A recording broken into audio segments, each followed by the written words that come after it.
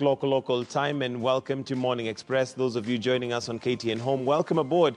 And joining me this segment of the show, we have Nerima Wako Ojiwa and Bernard Wakoli, basically just to look through some of the stories. Good morning and thank you for joining us. And we'll go straight to some of those stories. Now, the National Super Alliance has suspended the People's Assembly initiative, which was part of the coalition's resistance agenda against President Uhuru Kenyatta's second term. This announcement comes as the four NASA core principles failed to reach a consensus on the recent cooperation pact between President Kenyatta and NASA leader Raila Odinga. Murimi Mwangi starts us off. Since his surprise Friday meeting with his arch-political nemesis President Uhuru Kenyatta, opposition chief Raila Odinga has been a man on the firing line, from close loyalists of his three NASA core principles accusing Odinga of betrayal. Raila is not honest. And I want to be marked. Raila, you are not honest. You have betrayed my party leader. You have betrayed me as your supporter. And after a silence of 3 days, Odinga for the first time met his three core principals, Kalonzo Musyoka, Musalia Mudavadi and Moses Wetangula. A tense 5-hour meeting Haya ni mambo mazito. By Mudavadi's own admission. I want to state so that there is, for avoidance of doubt, that for today, the matters we've been handling are very weighty, and we will not take any questions after this press release. We shall be talking to you again shortly, so bear with us. Only NASA Management Committee Vice Chairs Senator James Orengo, Johnston Muthama, Eseli Simiyu and Sako Bunyasi were allowed into the closed-door meeting, a meeting which, as it emerged, had done little to ease the tension and suspicion within the NASA summit. The four core principles deflecting the heat to their respective political parties. You must always remember, NASA is a coalition of political parties, and their structures must be taken into account, and they shall be briefed about our discussions, and their input will also come through. ODM is set to hold a parliamentary group meeting at Orange House on Tuesday, with Wiper set to hold a National Executive Committee meeting before a retreat of leaders from Kalonzo's Ukambani backyard on Friday, before issuing a major statement dubbed the Ukambani Declaration. But at the Okoa Kenya offices, firebrand Jubilee critic and chair of the NASA Steering Committee, David Ndii, announced suspension of all the coalition's meeting relating to what NASA called the People's Assemblies. We are therefore, in this spirit, suspending the People's Assembly process. But this support is not a carte blanche, neither is it unconditional. We have impressed upon the leaders of the imperative for this process to be honest. Now, with no sign of the white smoke yet from the NASA summit, the spotlight turns to the four affiliate parties, with Wiper and ODM set to hold their respective parliamentary group meetings this week. Murimi Mwangi, KTN News, Machakos County. All right, and that's the first story. And as you would expect, it's hitting the headlines once again this morning. I think it actually has been top news since Friday. But on the Standard, we have what Raila told NASA chiefs over deal with Uhuru. And I'm going to be engaging with Nerima and Bernard just to find out if there's anything really the summit told us about their meeting. Let's look at the headline on the Daily Nation, where we have Raila put to task by NASA chiefs on the deal. Again, of course, the meeting and that particular gathering being described as tense, and initially with the three principals tasking Raila to tell them why, first of all, he went secretly, and secondly, more importantly, the content of their handshake with Uhuru Kenyatta. On the Star, we also have NASA standoff as Raila refuses to yield ground. So there you go. Let's start with you, Nerima, on your thoughts. So first of all, the statement given by the summit, if that gave us really an idea of what the deal between Uhuru and Raila is all about. Well, basically, from the information received, it sounded like Raila didn't quite have a choice and he did it the best for the coalition. But you could see the fact that they refused to receive questions. You could tell that they didn't want people poking into the discussion, meaning that there's not quite a solid front as of yet, and that perhaps members are not quite on the same page as well, but they do have to demonstrate unity within the coalition. Because there's been a lot of information that it's falling apart, that it's breaking, and we've seen members of that coalition showing that they're upset with their party leaders and them being betrayed in that sort of manner. So I believe that, as Raila mentions, that the envoys or the foreign envoys have lost support in him. Yet when we talk about democracy and electoral justice, it's those foreign entities that we run to. Right. So it's almost as though he says, we have no choice. This is the best for the coalition right now when we look at it. But it was also quite fast that we saw that the People's Assembly has also been halted. Right. I think that that halt came a little bit abruptly. A bit abrupt. And Yes. Bernard, one of the things that, according to the statement that was received, Raila mentioned is that it was the best for the coalition, for them to remain relevant and for them to basically push their agenda. Do you think that is something that you envisage is going to happen, given that their agenda initially was purely because Jubilee was not able to deliver that or was not giving that direction? I think as the opposition coalition, it was very prudent for them to come out strongly and, serve as the people's watchman on the excesses of the government. But what we are seeing is a situation where now the opposition is actually is willing to support the agenda of the government. And my worry is what will be left for the common mwananchi if we have no strong opposition that is able to check on what the government is doing, is able to highlight or bring out issues of corruption, issues of mismanagement, issues of, all those things of ethnicity that this country is crumbling with. So I think it's very important that the opposition, in my own view, would have retreated back to their parties, strengthen their parties, because the electoral cycle has already started. Narima will tell you that the electoral cycle starts immediately after the election. So it has already started. And what we are seeing is a preparation for 2022 elections. So these parties would have retreated back to their houses, clean their houses, strengthen their parties, organize grassroots elections in preparation for the 2022 elections. But having said that, the statement that we saw yesterday was the information that came out was very scanty. We can't actually put our fingers on it and say, okay, this is what they agreed and this is what is going to happen. Because we have been told that the Honorable Raila Odinga was trying very hard to explain to them and tell them that the deal was based for the country and for the coalition. But the other principals feel betrayed because they are like, why did you have to go, or you have been negotiating this for almost 1 month without telling us, then you come to tell us that it's the best without our input. And you might recognize that maybe the issue of honesty and trust within the coalition is not clear or is not really strong when you see ODM allied MPs.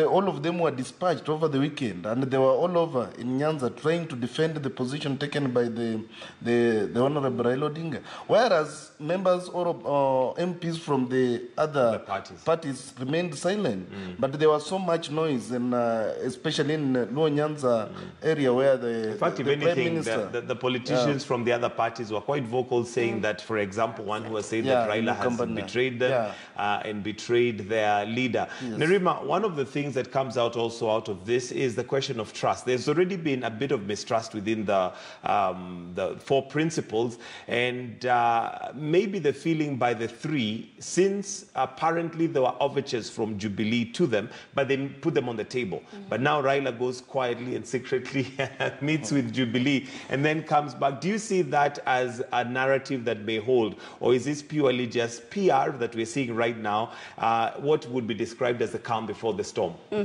I don't believe it's PR, and politics is a game pretty much of chess. Right. And the best politician is the one who doesn't put all their cards on the table. And Raila is one of the most experienced politicians that we have. When it comes to that. In this country, yes, when it comes to that. But managing or dealing with people and relationships is complicated already. So imagine dealing with actual parties and groups of people.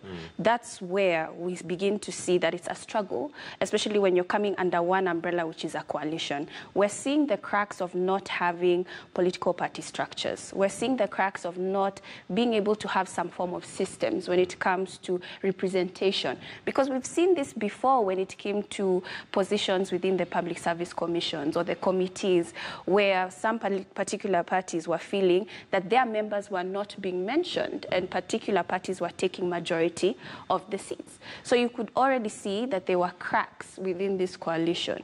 So when it comes to Raila Odinga speaking with President Kenyatta, I would see why party leaders feel that they were shortchanged. The fact that it wasn't transparent, and for them to learn about it in the media with the public as well. That was hurtful. Definitely a blow. It's hurtful. It's quite hurtful. And I mean, they have presented a very united front throughout the whole campaigning period, and even after the campaigns, you know, with the resistant movement and all that. Every statement has been made with the four principles standing, you know, together, showing you know, a show of unity amongst themselves and by default their followers. Bernard, one of the things that also comes out of this is one of the statements which Raila made, or rather which was made, and as he was advising, he mentioned that it is for the good of NASA, especially for the three principles, because they still have presidential ambitions.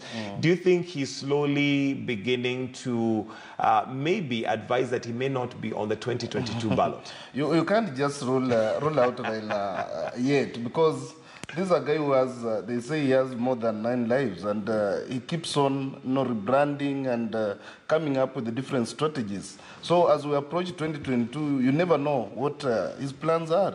He might be talking to the fellow principals to indicate that he might not contest in 2022, but in real, he's just trying to repackage himself. And from this whole scenario or this conflict, he might actually come out as the strongest presidential candidate. Because when joining KANU in 1997, people thought now he has joined the ruling party, and he was given the position of the Secretary General. And people thought, okay, now that will swallow him out. Yeah, will swallow him. In fact, there were those cartoons of a jogo swallowing a tractor and so on. And people really wrote him off at that particular time. But what happened? He came back and led an onslaught against KANU, which led to the opposition winning the 2002 elections. So Raila is somebody who has mastered the game of politics in this country, and you treat him with a lot of carefulness, because he's not somebody you can cage and put in a container and say, this now finishes him. So it's somebody that we need to look at very carefully, and I encourage the other principles from my earlier statement. Let them not hang on this NASA thing. I think NASA is dead or is dying. Let them retreat to their political parties and strengthen them. All the grassroots elections, recruit members, because some of these parties do not have structures at all. You know, Kalonzo is only in Ukambani. He retreats to Ukambani and say, you heard that they are saying they are going to issue Ukambani declaration, which means Kalonzo's support base is mainly in Ukambani. Why can't he spread his wings? We don't want to see Moses Wetangula going to Ukambani and say we need to do for the Kenya declaration on national issues, not the Luya declaration in Bungoma. You know, those are the kind of things we want to see.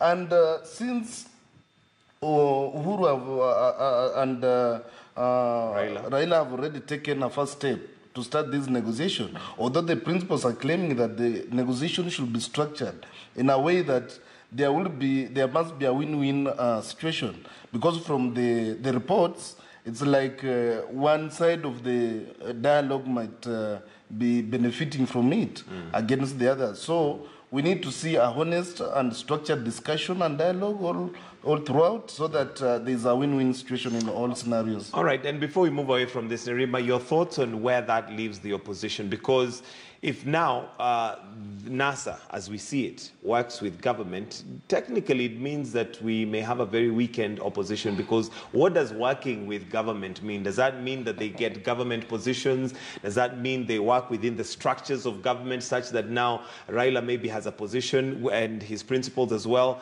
or rather the principals have a position? Where does that leave the opposition?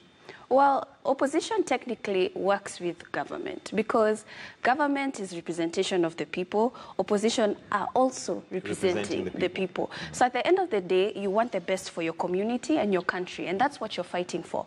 And what opposition is to do is to criticize government on what they are doing, whether they are doing it wrong, whether there's mismanagement of funding, and they're supposed to be the whistleblowers of government. So they should be working together in that aspect. And that is the critique aspect of it.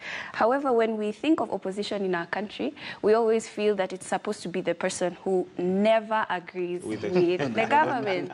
But that's not the essence of opposition. Sometimes if the government does well, opposition can agree with you when they do something well in a particular matter.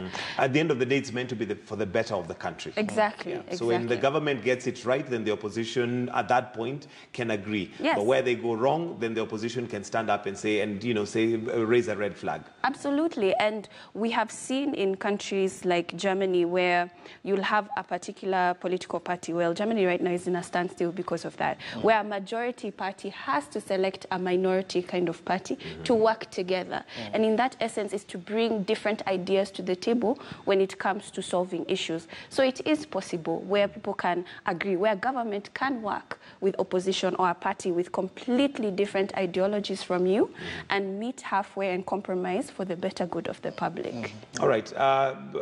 Wakoli, your thoughts on our question today, where we're asking where we see the future of Kenya today, because really, this is not about just NASA and Jubilee. It is about the future of the country. And part of the push that NASA has or had was electoral reform, justice, the implementation of the Truth and Justice and Reconciliation. So where do you see Kenya now with this new development? Some of the desires that the opposition wanted actually actualized in the moving forward of this country were issues of electoral reforms, the way you have mentioned. But we have seen a very opposing voice from the government, like these things can only be handled after elections or after some other things have taken place. So we are seeing a situation where the opposition, as it is now, having weak engagement, because I don't know if they are going to reach a compromise, a situation where the government and the opposition now says, okay, let's sit down and agree on possible reforms to move this country forward. But having said that, it's very, very crucial and very, very important to look into the grievances that the opposition has been raising. We are very clear in our mind that the situation of and distribution, lack of distribution of or proper distribution of resources is a key element in any progressive society. We have seen resources being distributed unequally in this country. We have seen appointments being skewed towards a given region. We have seen, issues affecting the common mwananchi, issues of poverty, issues of education. The other day you were highlighting here matters of schools, children learning in a very deplorable conditions. Those are things that need to be handled. And the issue of electoral reforms, we have been having these electoral reforms since 1997 or 92. And, every election year, we start talking about, this need to be changed, this need to be, put in place. And we do it so hurriedly to beat certain timelines. So we have a period of 5 years from now to 2022.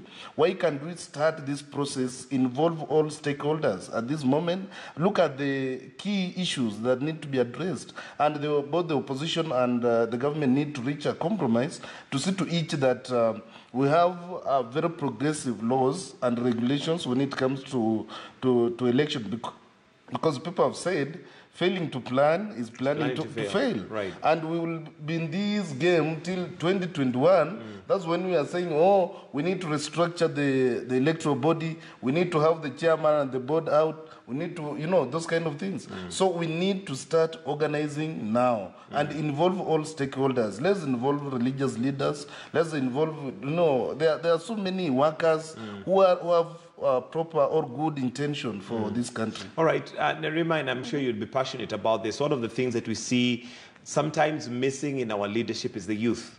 Looking at this now coalition here, is there an opportunity for the youth maybe to plug in and ensure that they're represented? Remember, like yesterday we mentioned, if you're not on the table, you're on the menu.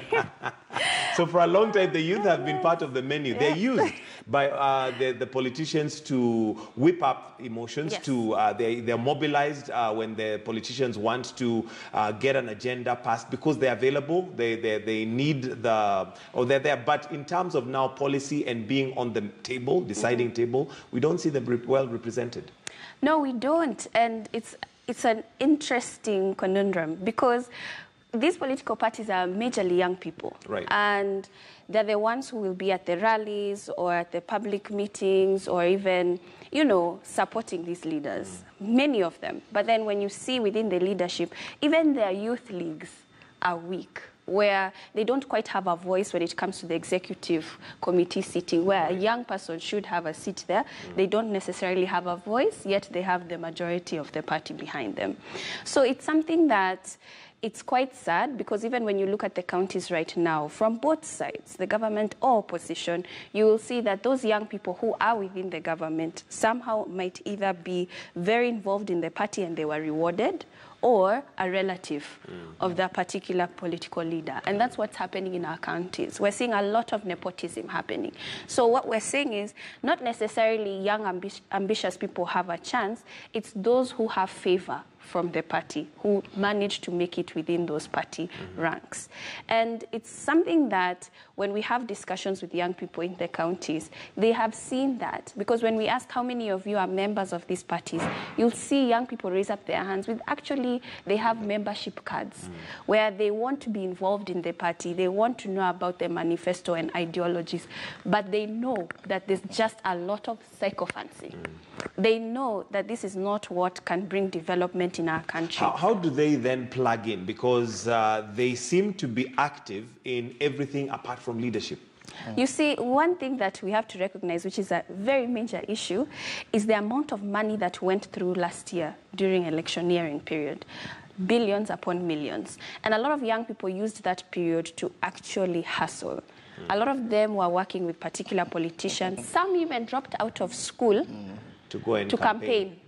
And when you're seeing that, you're beginning to realize the economy is really bad. We talk about unemployment all the time, but do we really understand how bad the situation is? Where someone does not mind receiving a few shillings at a rally because it will allow them to survive for at least a week. That's a problem. So when you have people who are hungry, how do you expect them to start thinking about solutions? People are thinking about food. So you can't come and tell young people that, or, you need to vote for someone who has ideologies, but they don't have food on the table that night. They'll go for the food. They will go for the food. Right. So it's very difficult to come and start talking solutions, strategy, things that take time without first talking about the economy for young people, access to resources, business opportunities. Before we even engage young people on systems put in place, we have to engage them on how to be accountable citizens, which would mean them having access to these things. All right. Bernard, the youth form a bigger constituency. They are the majority, but somehow don't seem to be included in the decision making. Where do they go wrong, do you think? Young people in this country are very creative first, and they have the energy to implement a number of programs within the political parties or within the political field.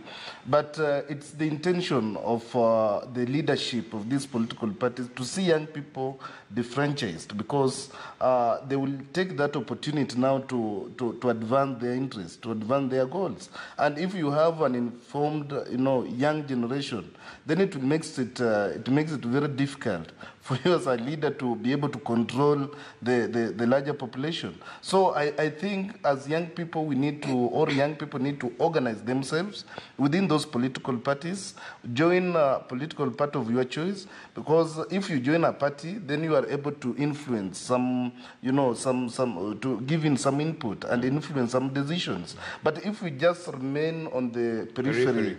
And make noise from the periphery, you are not engaging directly, then it becomes very difficult for these political leaders to actually know what the young people really want within those political parties. And this one also goes to the middle class in this country, because for a long time, we have seen young people who are educated, who have, good income generating activities, not really interested in political activities. They are so much good in keyboard, in making noise on keyboard warriors, they're called, all the time. But on issues that affect the country, politically they withdraw. But at the end of the day, they are the same people who complain that, there's no jobs, there's these the services are not up to scratch. So we need this middle class who sit on the periphery to come on the table and be part of these discussions, become part of this discourse, so that we have a transformed society, and a society that really takes politics not as a means to gain some, to accumulate wealth, but something that can help in the governance of this country. Absolutely. And just to refer to some of your response in regards to that question, where do you see the future of Kenya after the Uhuru-Raila deal?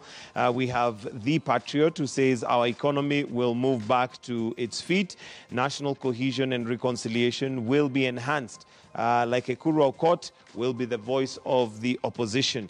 All right, we have Samuel, who says the present we have now has been handed down from our forefathers, and future of Kenya after Uhuru and Raila will all depend on us as a country, what type of politics we have handed to our future generations, and we plant a seed of hatred. That is what we expect. Then we harvest. Let's pass on a good legacy. What are your thoughts? Do let us know what your thoughts are on where you see the future of Kenya after the Uhuru-Raila deal. And that's going to be part of our conversation this morning on Our Political Point. For now, we take a short break. We'll be right back with more stories making headlines as we give you those and review them as well.